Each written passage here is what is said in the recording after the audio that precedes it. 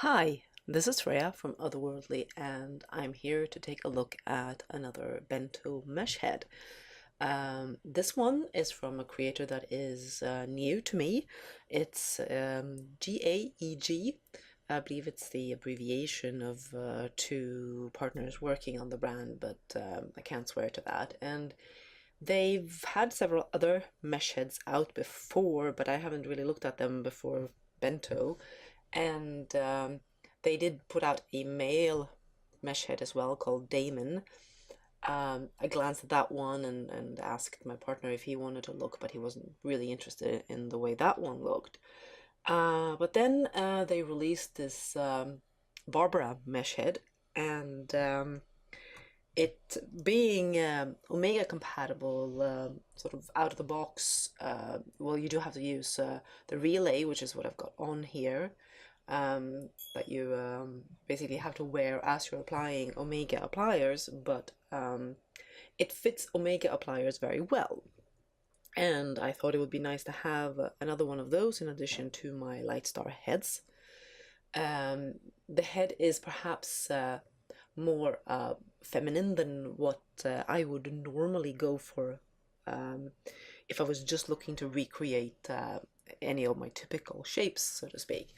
But I wanted something more to create shapes for and something more to showcase various skins on. So I decided to give this one a try, and we are going to take a look at a couple of different skins on the head and some of the how it responds to sliders, because I do think it responds quite well to a lot of the sliders without any problematic deformations and things like that, which makes it pretty versatile, even though there are aspects to it like the lips that are fairly set in the way they look and they won't change that much. For example, you're always going to have a fairly strong Cupid's bow. Like I can show you if I go in here and give you a closer look at the head. You will see that this one has a nice sort of heart-shaped overall facial shape, I would say. The nose, as you will see, is less of the prominent nose that I tend to prefer myself. You can't really do a strong upper bridge with this head, but it handles the nose tip being a little down and the nose nostril and wings quite nicely, and I do think it's quite a pretty mouth, which you can take down the sliders on a fair bit at least. It doesn't have to be overly pouty. I like the way it looks from the side as well. Of course, my avatar is not turning the other way around. It's not that clippy, and you can get a nice chin, and overall a pretty nice profile, I think. The jaw angle and the chin shape sliders worked very nicely, I think. So the head is, I believe, about 2,600 or maybe 2,800. I joined the group, and that gives you a 5% discount, so that's definitely worth doing. The group is free to join. So it's quite a bit lower in price than the Lilka and Katwa heads, a bit more expensive than the Lightstar heads. What you get with your purchase is, pull up what I have in my folder here. You get the head itself with separate teeth. You get ears that are either rigged or you have an option for unrigged ears. You get an ear shaper. I'm just going to give you a quick look at that one to see how that works. Basically, you click this one and you get options for the angle and the tip.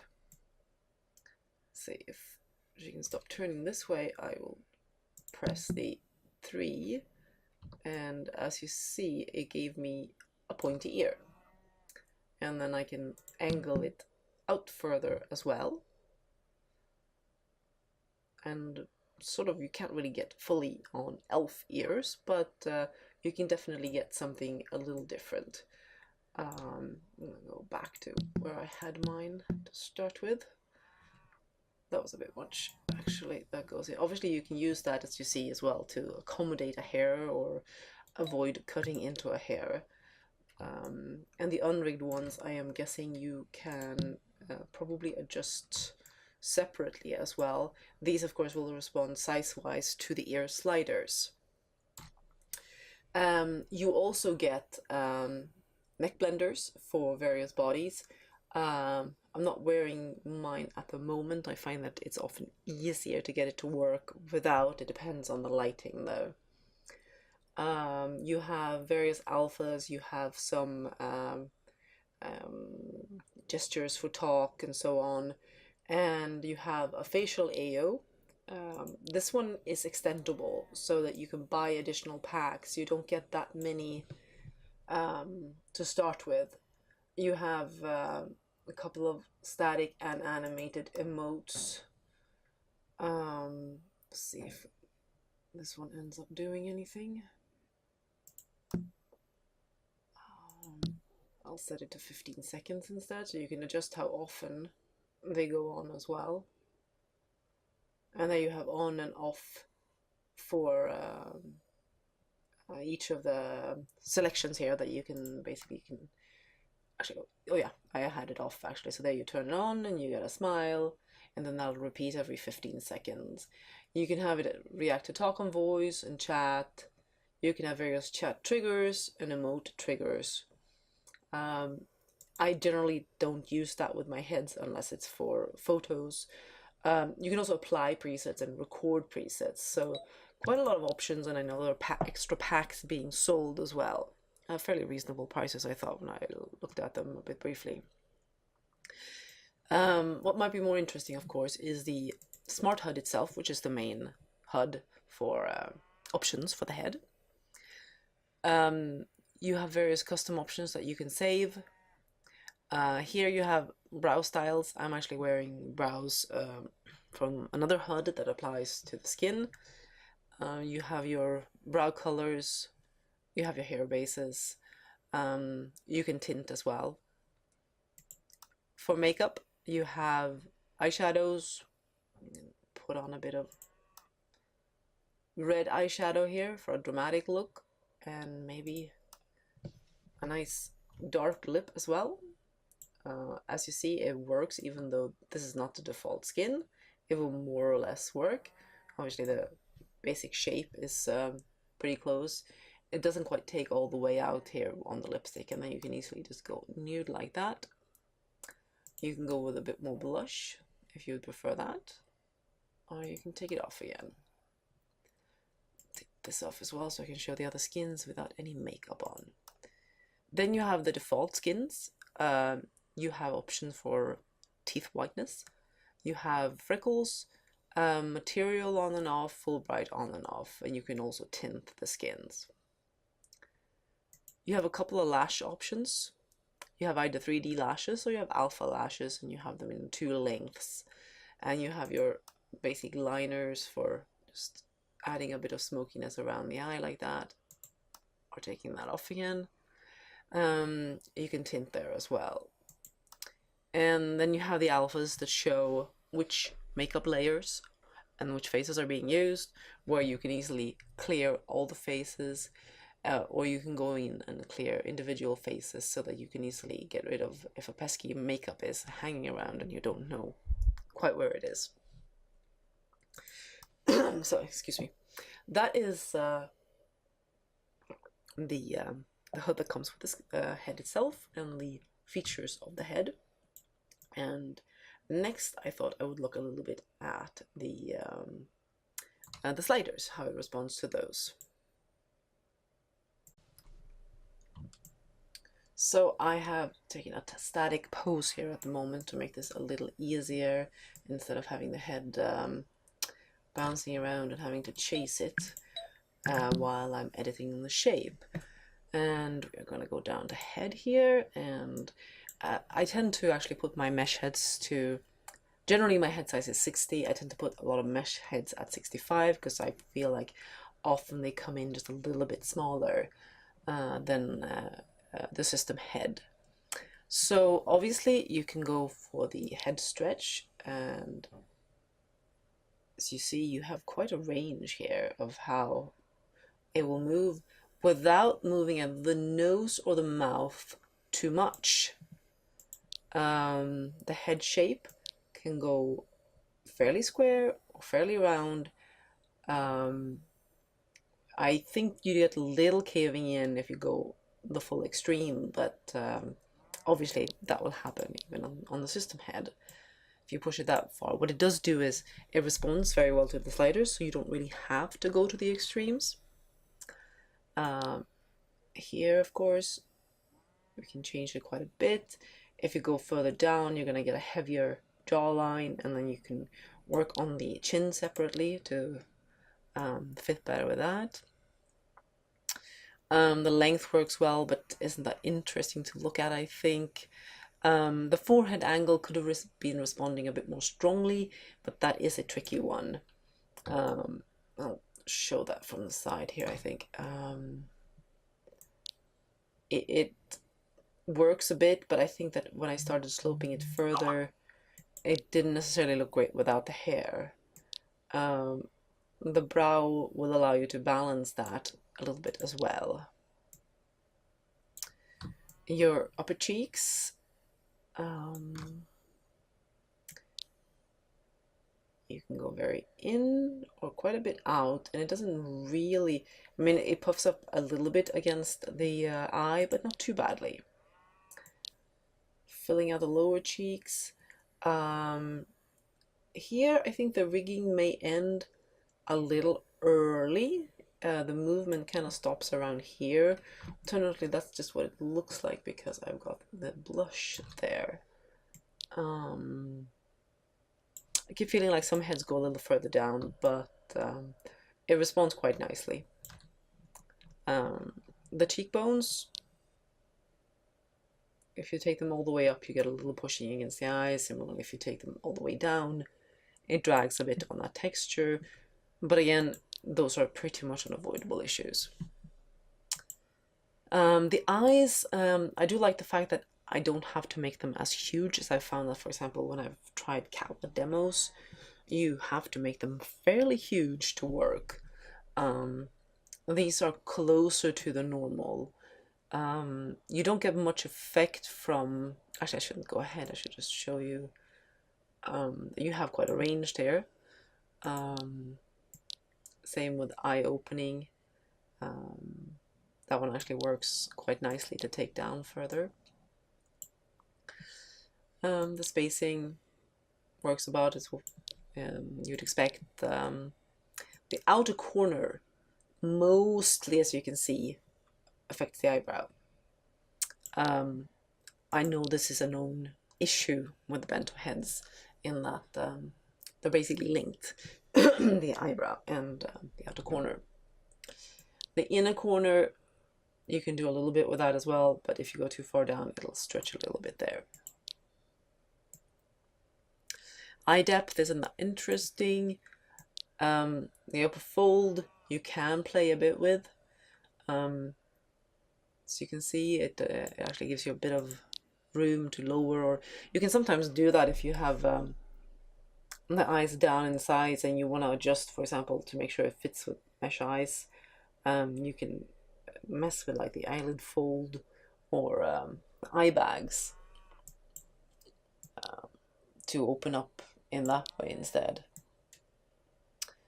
And ears, of course, will enlarge or go tiny, although you could just opt not to wear them if they're interfering with the style.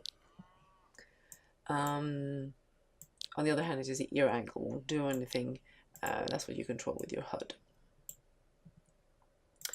Nose, one of my favorite parts. Nose size. You can, as you see, you can get a bit more of the bump at the upper bridge if you make the nose very large, but that is maybe a little too much witch for me. Nose width.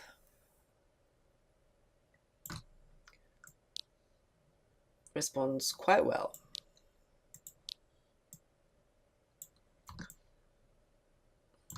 Angle that better. Nostril width. A little less play there, but quite good, I think. I've seen some mesh heads that don't really handle that well. The nostril division, you have some play there as well, to adjust how you want that to feel. Your nose thickness, another slider that I think responds very smoothly. And then we have the upper bridge. As you see, I've got it at 50, and you can push it further down. You get more of your sort of general slope. You push it further up, and you sort of get a little bit of a bump, but really it looks a bit alien more than anything. So this head is definitely made for a less prominent nose. The lower bridge, you can pull it down, or again, if you pull it up, it has a similar effect to the size slider.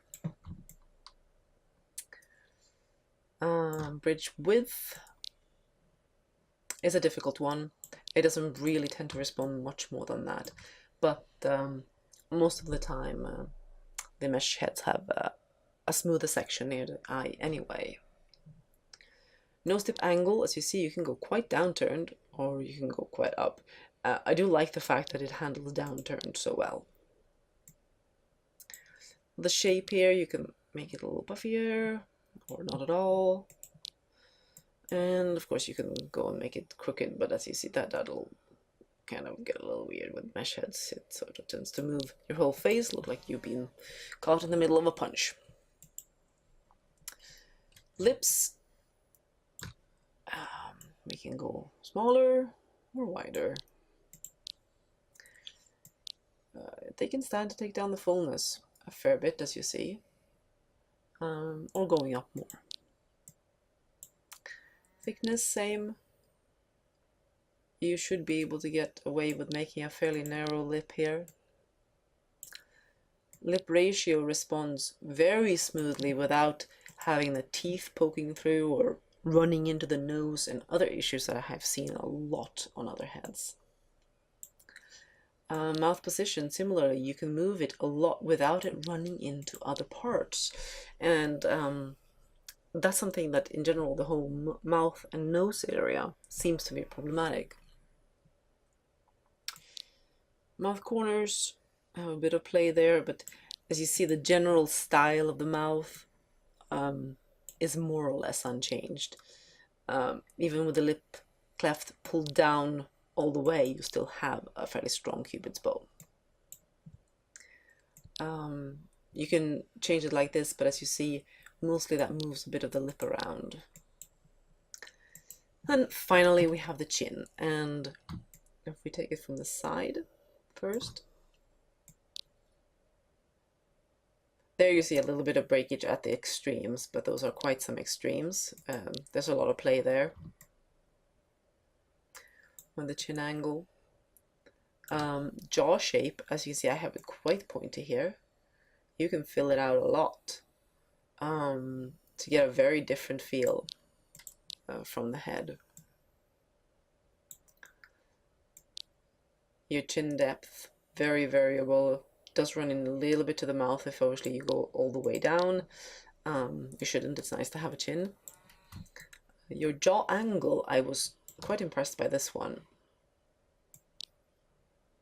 It's very smooth and a lot of option.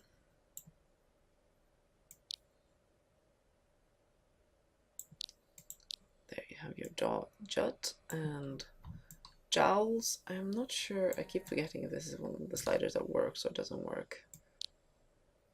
It does not work on this head at least. Chin neck does, so you can actually round out the face like that instead, and some of the others have not worked well, but this one can actually give a nice rounding to the face. That's an interesting one. I'll have to remember that for this head. So that's the functionality of the head in terms of what you can do with the shape, and I'm pretty pleased with it.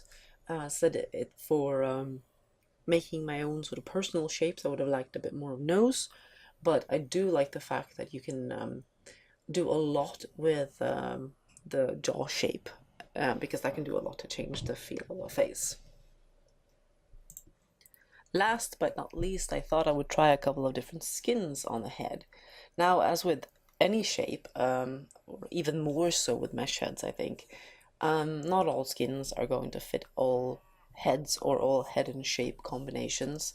It depends a lot on how the mouth is done in particular, but also where the shading is placed elsewhere on the head, whether things get dragged a little bit by slider choices you've made or the head configuration. So with if you're having skins designed, for example, for Lilutka these days, most of them are designed for the Lilutka Simone Bento heads, so they will look good on that. If you're having Catwa design as well, there's 3 different female Catwa heads, so one that looks great and one may not necessarily look great, but at least they have a similar UV. Omega is going to be a little more hit and miss because it tries to fit as many heads as possible with Omega. And you have heads like this one, and you have Lac and Logo, which are also natively Omega appliers, basically. And one skin that is made for a Logo head, which is Omega, might not look great on this particular head. So you do need to demo, and you need to demo a lot of skins. Hopefully there will be more Omega skins available. Now, what I'm wearing here is an applier from Adam and Eve called Talia, and it is a bit of a new approach to appliers from Sachi Vixen, in that she's going to put out quite a large range of Omega and Lilutka appliers for 350L per face and tone, and they will just be the face, and there will be a brow HUD with 6 brow colors included, and no makeup, no freckles, nothing extra like that. There's a lot of HUDs, as I showed you with the HUD for Barbara.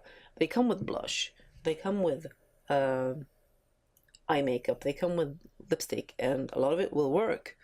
So having access to a lot of faces for whether you're blogging, modeling hair, or anything else, and you want to be able to switch style quickly, and you want to have different heads or different appliers for different heads, then having a lot of basic faces that you can then apply things to, I think that's a great idea. So this is Talia, and I'm also going to show you Rebecca, because she suits the skin nicely as well. And now these come in 6 tones from 0 to E. 0 was added as an extra pale tone after the initial 5 had been done. And this is the second lightest, the tone A, as we're seeing here. So I'm going from Talia to Rebecca. And as you can see, it works very nicely on this particular shape. My lips are very differently shaded and have a very different texture. There's a less strong blush and various other bits and pieces that are different, of course. And it still works on the same shape and the same head. The other shape pliers that I'm going to be trying now, I haven't actually tried beforehand, so we will see how it goes. I am going to try the Alaska Metro Kismet, and it helps if I actually do it like that. And all my outfits that I have saved up with things. Let's go down. Here we have. There should be an Omega. Yes, there's an Omega hood. So I'm not actually going to. I don't think I will change the body too much. I will just go and apply a face, and I will do the face without brows, so I don't have to take off the brows.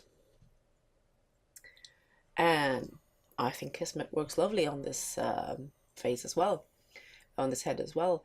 Kismet is a quite versatile skin. I found it works across a lot of different heads and a lot of different shapes.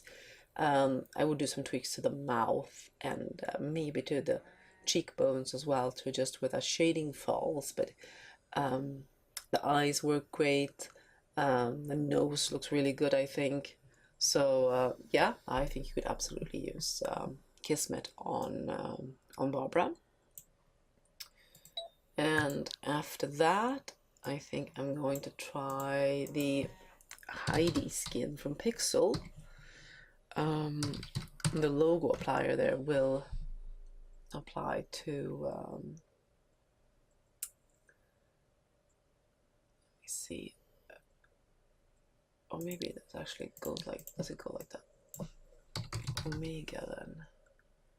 No, it doesn't. But there, that's the blog pack. Where is the actual thing? Let me just do it like this instead. Pixel Pale. There we are. Pale for logo. And we're again going to go without the brow and have a look at how it looks. I think that's also a skin that works just fine on the Barbara head. No issues with the mouth. Maybe a little much shading that around the nose here. Some nose size changing might help with that.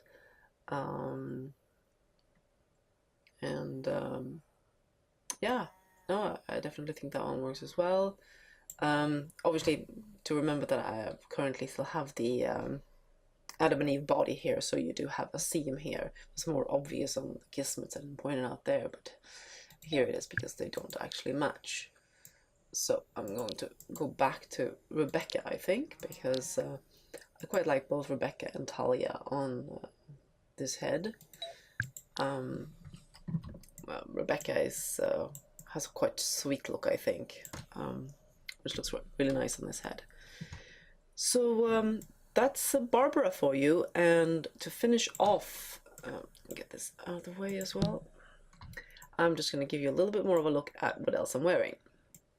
And first of all, this lovely corset, which has some beautiful, beautiful artwork on it, is a collaboration between Schadenfreude and Silent Sparrow for this month's Collaborate with the Storyteller theme. That one's gorgeous. The stockings and the garter belt are from Alaska Metro. This lovely nail polish, which I'm going to zoom in really close. No, well, not that close because then you won't see anything. This is from the plastic. The plastic has put out a huge number of nail polishes lately, and at various events, and a lot of them have these absolutely gorgeous detailed patterns. I'm not much of a nail person in real life, I can tell. I eat mine, or there's dirt on them, so I often forget about nail polishes. And finally here we have earrings, also from the plastic. I loved how the colors fit with the corset, with the reds and the blues and greens. They do look a little painful, I must admit, but they're definitely statement earrings. They also come in a version without the flower. And then finally we have a hair by Wasabi Pill, which is for the 90s Rewind event. And this build that I am sitting in while I'm talking about my avatar, this is the carriageway house from Rustica, and all the decor here, the candle, the table and the chair is also from Rustica. So another final look here at Barbara, and I will leave you with that.